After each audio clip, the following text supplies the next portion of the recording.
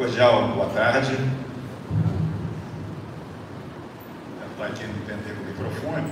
Antes de propriamente começar, eu quero estabelecer aqui um diálogo com o professor Juarez e contar para vocês uma coisa muito estranha que me aconteceu.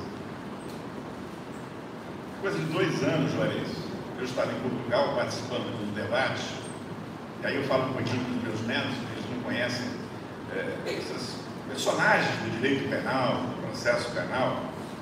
Há um teórico do direito italiano que é considerado uma das maiores inteligências do mundo. Ele se chama Luigi Ferraioli. Ele é muito respeitado, estudado em todos os lugares, aqui nessa casa também.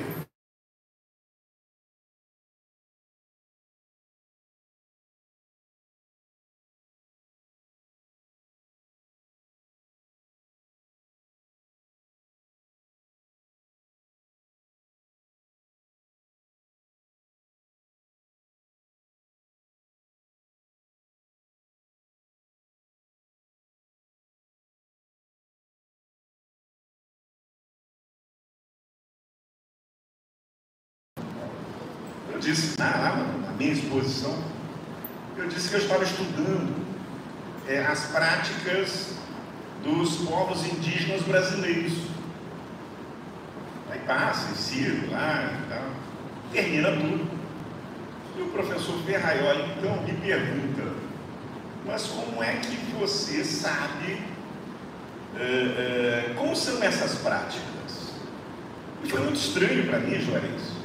Eu não consegui entender o sentido da pergunta dele. Desculpa, professor Ferraioli, eu não estou entendendo. Mas como é que você sabe como são essas práticas, como foram, como eram essas práticas? Não, mas eu estou falando dos povos indígenas hoje. Giro. Hoje pela manhã, eu não te falei, eu recebi uma mensagem de WhatsApp da cacique Guarani Kaiowá, Valdenice Verón, que perguntou por você, perguntou por mim, perguntou como ia a vida.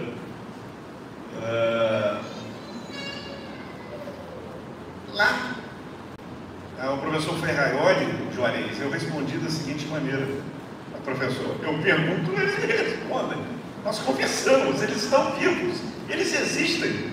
São sociedades que existem, são sociedades que não estão congeladas no 1500, que elas não desapareceram a partir de 1492. São sociedades que, apesar de todo o esforço genocida que até hoje se desenvolve contra elas, elas teimam em resistir. E é muito duro, né? Porque tem o projeto do Carol Proner de emenda do marco temporal, que é um golpe tão poderoso contra a vida dessas pessoas, que é, na minha modestíssima opinião, absolutamente impensável que nós todos aqui, todos e todas, não entremos em oposição a isso, não tenhamos algum tipo de reação.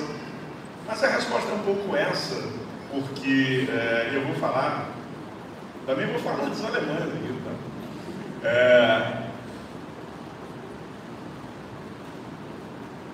Parece que a gente não existe, Jonas, porque não são só dos povos indígenas que falam, são dos povos do sul global, da América do Sul, da América Latina, da África, da Ásia, do Extremo Oriente, da Oceania. E é realmente uma coisa muito estranha quando um pedaço do globo invisibiliza todo o restante do planeta. Esse é o nosso grande desafio e é um pouco essa nossa conversa aqui. Bem, feita a introdução, que não é uma introdução, vamos lá. Afeto, gratidão e desejo de compartilhamento. Opa.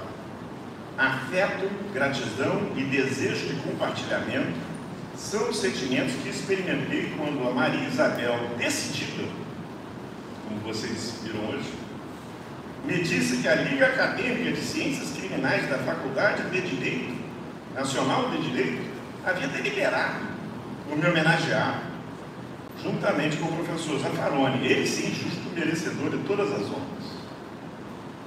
A generosa iniciativa da LAC, por alunos e alunas que sequer estavam no Nacional, quando eu aqui dei minha última aula de graduação, só pode ser atribuída ao imenso afeto que é fruto de uma cumplicidade institucional que atravessou gerações. O afeto transmitido de turma para turma, até chegar aos que hoje estão na LAC. E é recíproco, Maria Isabel.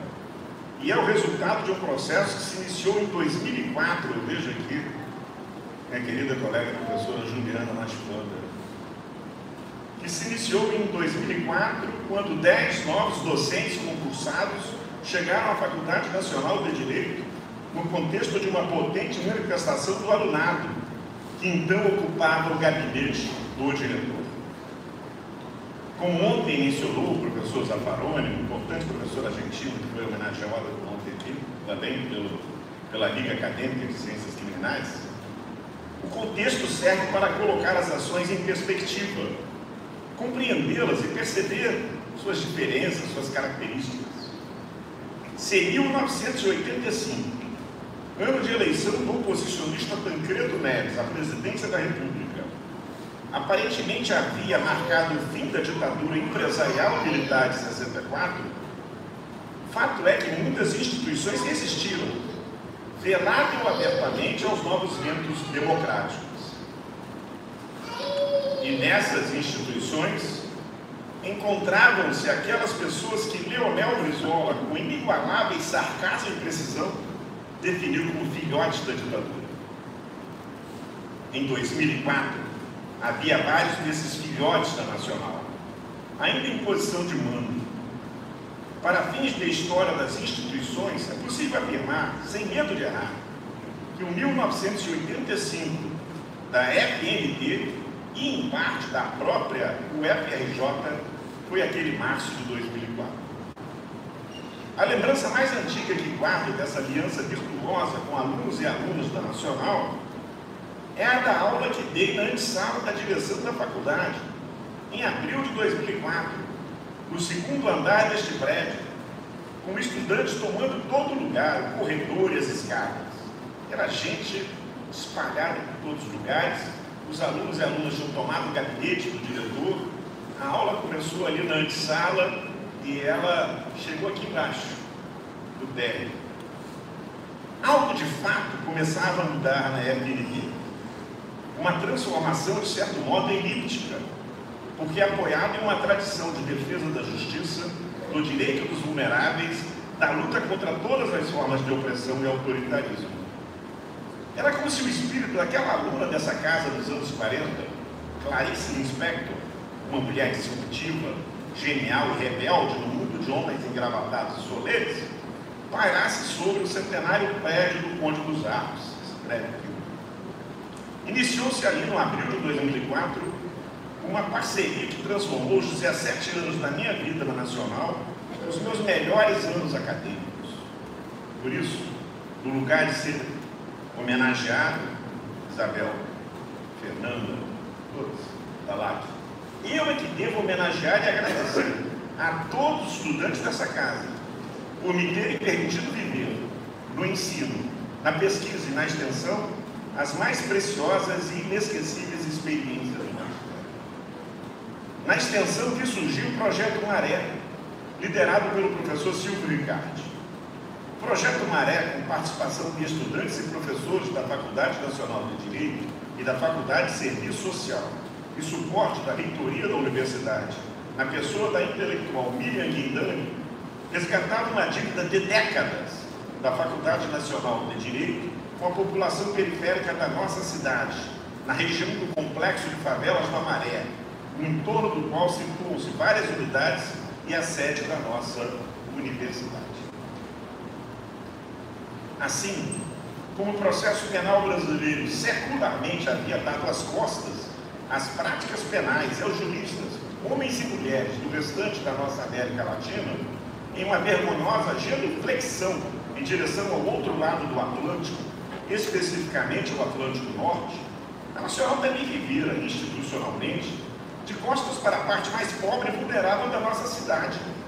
E, além disso, se isolaram das demais faculdades da UFRJ, repudiando o diálogo transdisciplinar horizontal e se refugiando em um mitológico castelo, símbolo de uma hipotética superioridade das elites jurídicas sobre o restante da academia.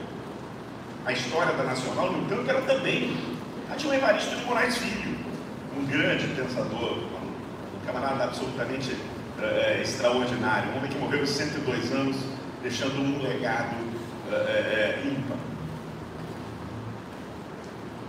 Evaristo de Moraes Filho, formado na Faculdade Nacional de Direito, depois, para nosso orgulho, professor de Direito do Trabalho dessa casa, escorraçado como muitos dos que chegaram ao poder com o golpe militar empresarial de 64. Em larga medida, o diálogo horizontal e respeitoso que Evaristo propunha, com todos os saberes, incluindo os populares, ganhou concretude com o projeto Maré, que somente foi possível realizar porque a direção política dos ventos havia mudado na FND a partir de 2004. Na pesquisa, fui formalmente o coordenador do Grupo Matriz do Processo Penal Brasileiro, um experimento igualmente horizontal, integrado por alunos e alunas do segundo ou 10º período, com mestrandos, mestres, doutorandos, doutores, gente de vários estados do Brasil e gente da Argentina e de Portugal. Vejo aqui vários ex-integrantes do Matrizes, pessoas muito queridas, por quem eu nutro um profundo afeto. As trocas intelectuais deram imensos frutos. Não foram poucos os e as estudantes, ainda na graduação, que publicaram seu primeiro livro a partir dos resultados parciais das pesquisas do Matrizes. E muitos professores e professoras também publicaram trabalhos a partir das atividades do Matrizes, como o grupo era carinhosamente conhecido. Penso que o Matrizes também foi relevante por outra razão. Ontem, o professor Zaffaroni afirmou com sua atual sabedoria que não devemos desprezar a boa dogmática, venha de onde quer que ela venha, que devemos sim adaptá-la às circunstâncias próprias da nossa realidade. O conhecimento de Aristóteles, Spinoza, Carrara, ou mesmo de Heisenberg, não é menor ou deve ser ignorado pelo fato de ter se originado na Europa. Seria uma insensatez. O exemplo usado ontem pelo mestre Zaffaroni é incontestável e respondido. Se vamos construir uma ponte, que recorramos aos melhores engenheiros, independentemente da sua origem. O que o Matrizes se atreveu a fazer no campo do processo penal foi pesquisar e demonstrar que há excelentes engenheiros e engenheiras do direito processual penal também no sul global, na América Latina, com o próprio Zaffaroni, na África, no Extremo Oriente. O fato desses engenheiros criativos e geniais não serem mais conhecidos, ou ao menos não conhecidos como deveriam, é devido à desigual distribuição do capital acadêmico, para citar aqui Pierre Bourdieu, e ao fluxo unidirecional norte-sul mencionado pelo professor Juarez Tavares agora, do trânsito de doutrinas e teses jurídicas, algo que é real, mas somente é visível se colocarmos as leis da análise política e com ela enxergarmos a não neutralidade das epistemologias. O sul global tem seus Oscar Niemeyer. Oscar Niemeyer foi o grande arquiteto do século XX no mundo, Malu e Léo. O sul global tem seus Oscar Niemeyer das ciências criminais, mas as novas gerações apenas se sentirão incentivadas a participar do processo coletivo de produção do conhecimento se souberem que isso é um universo acessível a elas. O Matrizes perseguiu esse intento e creio que o fez com certo êxito, demonstrando que os bons e maus engenheiros do processo penal são encontrados em todos os lugares. Na Europa, com o processo penal do nazismo e a recaída provocada pelo aparecimento da nova extrema-direita, o tolerante boçal. Aqui mesmo na FND, que quando o grupo de 2004 chegou, reverenciava na sala dos professores a foto elegante de Francisco Campos, o arquiteto jurídico das duas brutais ditaduras brasileiras do século XX, o intelectual que pensava para os golpistas do Estado Novo e do golpe de Estado militar empresarial, como é que eles poderiam dar forma jurídica às suas arbitrariedades. Esse retrato estava lá na sala dos professores quando nós chegamos aqui e era reverenciado por todos, porque afinal de contas Francisco Campos era um sábio. Eu vou me poupar, eu não consigo falar desse ácido sulfúrico na adjetivação de pessoa, não chego lá, então eu vou me poupar de dizer o que efetivamente esse Francisco Campos foi. É necessário conhecer, você foi muito elegante, mas é necessário conhecer mais e melhor para que a formação de juristas não permita que percam na dureza do cotidiano das nossas profissões, Isabel, como você mencionou, o senso de humanidade e respeito que nos deve orientar em todos os âmbitos da vida. A pesquisa, portanto, é essencial. E ela se fez, pesquisa, eu realmente não me lembrava, desculpa. Nós temos conversado. Foi uma surpresa muito carinhosa hoje. Obrigado. A pesquisa, portanto, é essencial. E ela se fez, se faz, fundada nessa aliança virtuosa entre estudantes e professores, também com o corpo técnico administrativo das instituições. Uma atriz deixou saudades. Penso, prosseguindo, que foi um ensino que a Liga com os estudantes produziu a mais intensa sinergia, que sob a forma de correio de transmissão chegou à LAC. E a única explicação que eu consegui encontrar nesse momento tão especial, carinhoso, mas extremamente generoso. Especial, carinhoso e com muitas coincidências. A começar por ser nesta casa que escolhemos a professora em primeiro lugar, vereadora Luciana Boatê e eu, para ser um lugar onde, ao lado de meu mestre Juarez Tavares, vamos receber a medalha Pedro Ernesto. Juarez não é apenas o extraordinário penalista brasileiro que nos enche de orgulho por estar entre os melhores do mundo. O nosso Oscar Niemeyer do direito penal. Juarez é exemplo constante de retidão, comportamento ético exemplar, insubmissão a que para muitos parece ser um destino inelutável da nossa gente latino-americana das outras que vivem no sul global, o de sermos párias da humanidade. Mais do que não aceitar esse destino trágico, ou de apenas se revoltar retoricamente contra as injustiças sociais, há muitos revoltados retóricos. Em tempos de YouTube, de redes sociais, há muitos revoltados retóricos. Existe um lugar, esse lugar chamado rua.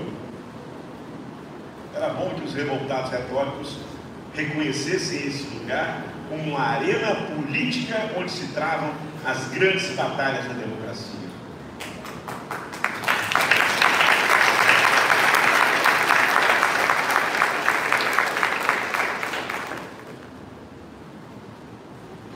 Retoricamente, contra as injustiças sociais, o racismo e a violência econômica e política.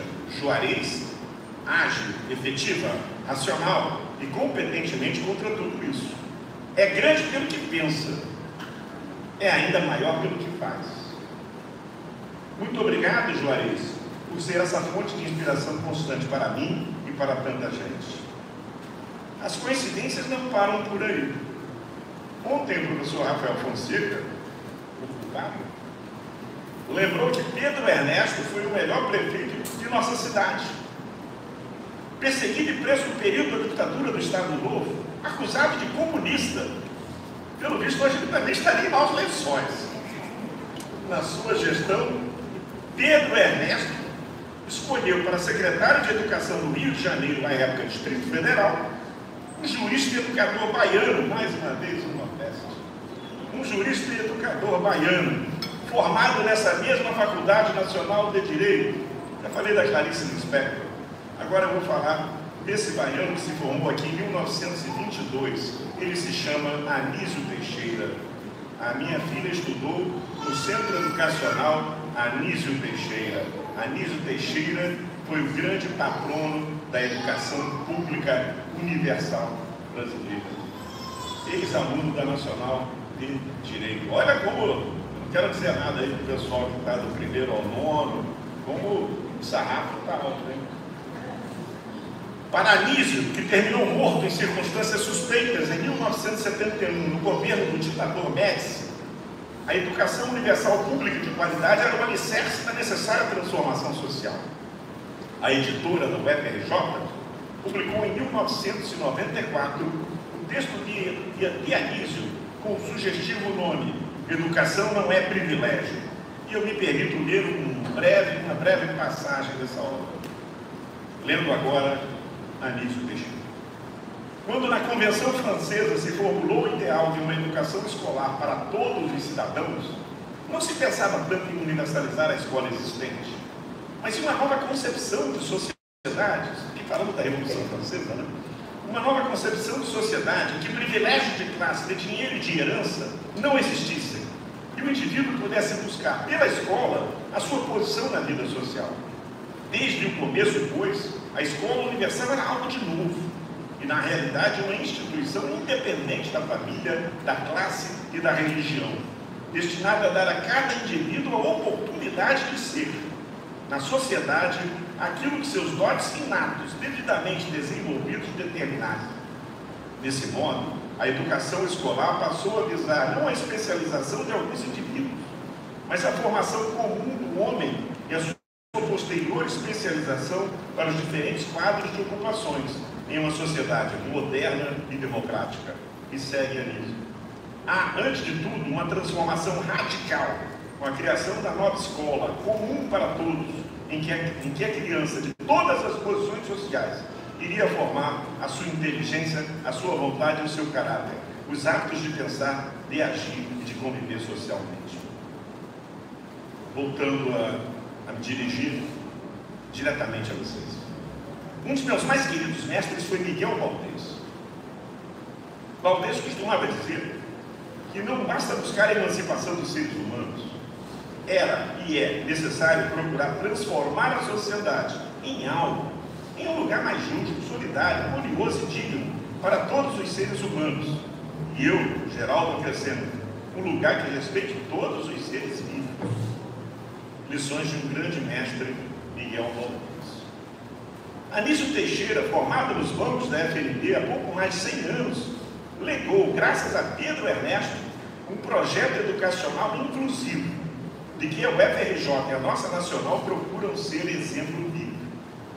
Sempre podemos aperfeiçoar esse projeto, e é mesmo nosso dever o fazer, da mesma maneira que devemos nos opor a todos os retrocessos. Com a alagoana Anísia da Silveira, com sua atuação paradigmática no Hospital da Praia Vermelha, Anísio e Pedro Ernesto são potentes fontes de inspiração. E aqui eu inseri o cargo, Rafael, e dizem as autoridades avisadas, o Pedro Ernesto também é nordestino, né? Que não devemos ouvir o Nordeste brasileiro. Né?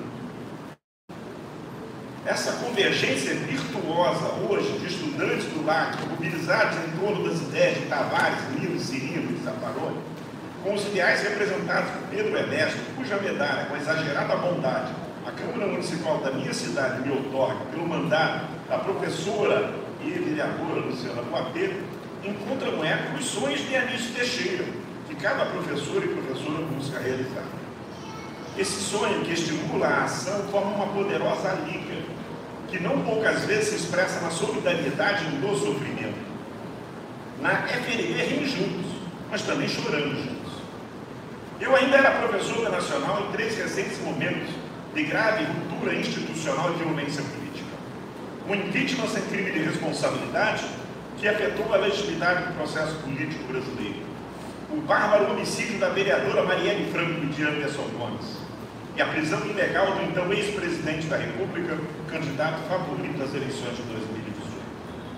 Esses marcos de ruptura institucional e de violência política física determinaram a abertura das portas à misoginia cruenta, ao racismo desavergonhado, à humilhação por toda sorte de diferenças que, inconfundíveis com as desigualdades artificiais provocadas pelo modelo econômico, deveriam ser a riqueza da nossa vida social.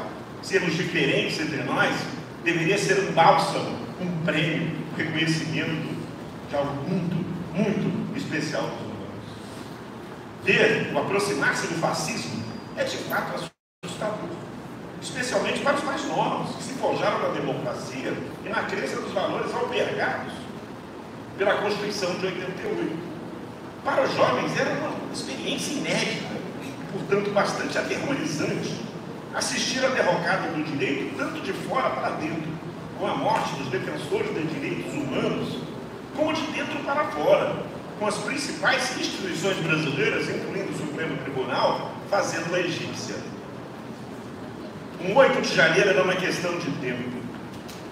Assim, a época do impeachment, da morte violenta de Marielle Anderson e da prisão ilegal do então ex-presidente, depois das aulas, foram muitos os semblantes de desânimo e tristeza que testemunhei. Eu mesmo fiquei abatido, mas a juventude reagiu. E foi a sua força e a confiança em poder recuperar o controle da nossa própria história que me contagiou e me animou a também não desistir. Por os alunos e alunas, pelo exemplo da sua determinação, sem que conversássemos a respeito, me ensinaram que desistir não fazia parte do dicionário. Estudantes ensinam a seus professores, e professores aprendem com seus alunos.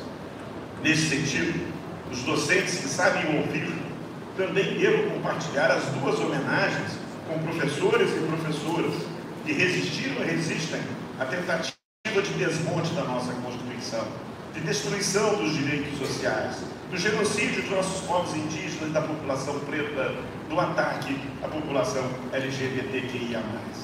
Meu avô, Gisele, é formada na FNB. Minha filha, Gabriela, psicóloga, é formada na UFRJ. Meu filho, Felipe, advogado, é formado pela PUC. Hoje, além da Unirio, na pessoa da professora Simone Schreiber, compartilho a homenagem com professores e professoras da Universidade Federal Fluminense de Niterói e Volta Redonda, da Universidade Federal Rural, da UERJ, da PUC e, claro, da nossa gloriosa nacional, na pessoa do professor Santoro.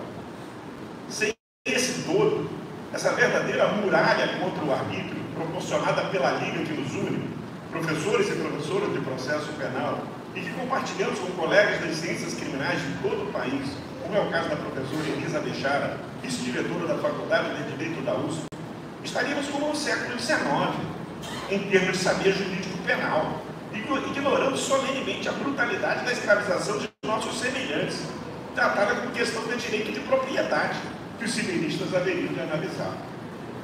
Pensamento crítico não existe sozinho, não se faz solitário, e eu acredito que as homenagens de hoje são ao pensamento crítico, jurídico crítico. Por isso é dever de honestidade intelectual compartilhar essas duas homenagens com esses professores e essas professoras. E aqui eu coloquei mais um parênteses, porque eu gostei desse negócio de rede social, bacana, né? Eu botei aqui que nós, professores e professoras, nós somos um pouquinho como aquela orquestra do filme Casablanca, quando chega ali a personagem do Dano Friboga e diz: toca a Marselhesa. Então lá os nazistas cantando seus cânticos violentos e autoritários, e o Rick Blaine, ele vira toca a Marselhesa. E a gente, professores e professoras, a gente toca a Marselhesa. Mas se vocês não cantarem, os nazistas ganham a guerra, gente. É necessário cantar, é necessário estarmos juntos. Não falei de processo penal, falei de gratidão. Da minha pelo privilégio de ter lecionado na FND, de merecer o afeto dos alunos e das alunas da Liga Acadêmica, de poder compartilhar tudo isso com o mestre Juarez Tavares e com tantos professores e professoras, com a minha família, com amigos e amigas. É provável que tenha frustrado uma parte do público, afinal, falei de política e parece que é proibido falar de política nas faculdades, direito. Mas vou me permitir aqui parafrasear uma deusa. Eu que sou ateu de milagres, o Dorival Caymmi, eu também tenho minhas deusas. Não vai comportar falar em política com show, que deve ser muito bonito, não é? Escreveu uma fã para Elza Soares. Elza então respondeu: eu não falo sobre política. Meu show é um ato político. Falo da fome, do negro, do racismo, da homofobia, da transfobia, da falta de água e da miséria. A música é um meio de comunicação, amada. Sinto muito se não te contaram. Sugiro que ouçam o disco. No caso, eu sugiro que leiam meu livro, né? Ninguém se surpreenderia com o que eu estou falando aqui. Escreveu Elza Soares. O direito processual penal, especialmente, é um ato de comunicação e um ato político, amados. Em memória dos meus pais, formados em enfermagem pela Escola de Enfermagem Ana Nery, da UFRJ. E para os meus netos, Malu, Léo e Pedrinho.